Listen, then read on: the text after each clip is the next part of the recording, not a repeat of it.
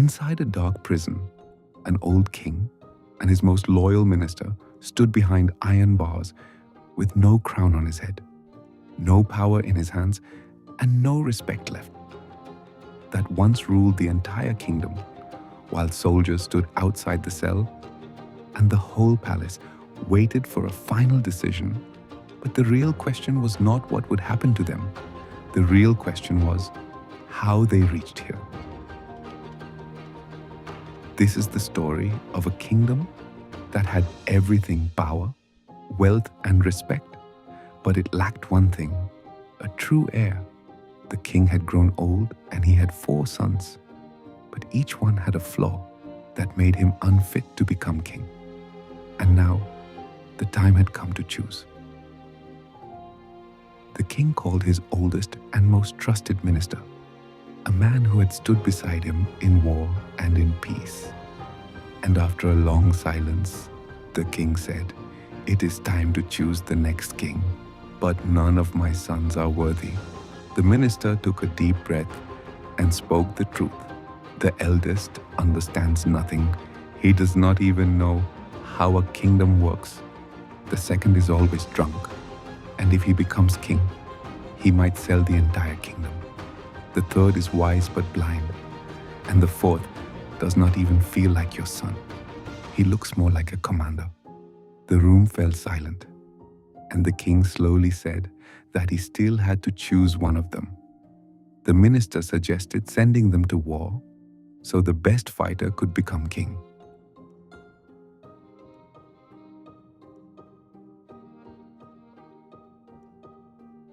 But the king refused and said he needed a king, not a warrior. Then the minister suggested letting the people decide.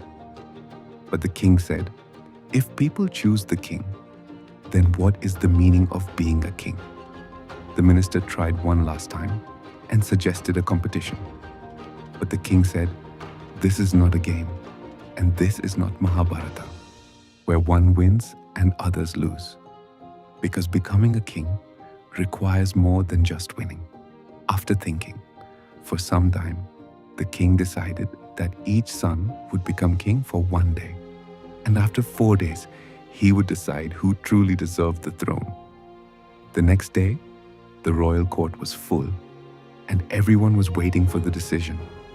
The king stood up and announced that his 4 sons would each rule for 1 day, and after 4 days, he would choose the next king. And with that, those 4 days began. That changed the fate of the entire kingdom. On the first day, the eldest prince became king, and he sat on the throne with pride. When the first case came of 2 men fighting over land, both tried to explain their side, but the prince did not listen properly. And without asking any questions, he gave his judgment that the land should be divided equally. The minister tried to explain that they were not even related, but the prince said it did not matter and that the fight should end. So he gave a decision without understanding the truth. On the second day, the second prince became king, and this time he was not drunk. For the first time, he came to the court in full senses, and he looked calm, but inside he was restless. As people spoke, he tried to listen, but again and again, his attention went towards the wine. He was fighting, not with others, but with himself. And although he tried to make fair decisions throughout the day, he kept losing to his habit. And while he managed the kingdom for a day, he could not manage himself. On the third day, the third prince became king, who could not see, but perhaps understood the most with the help of a servant. He reached the throne and chose a case that had been unsolved for months.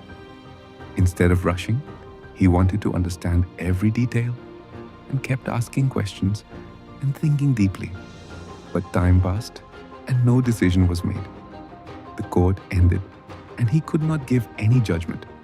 So he made no mistake, but he also took no action.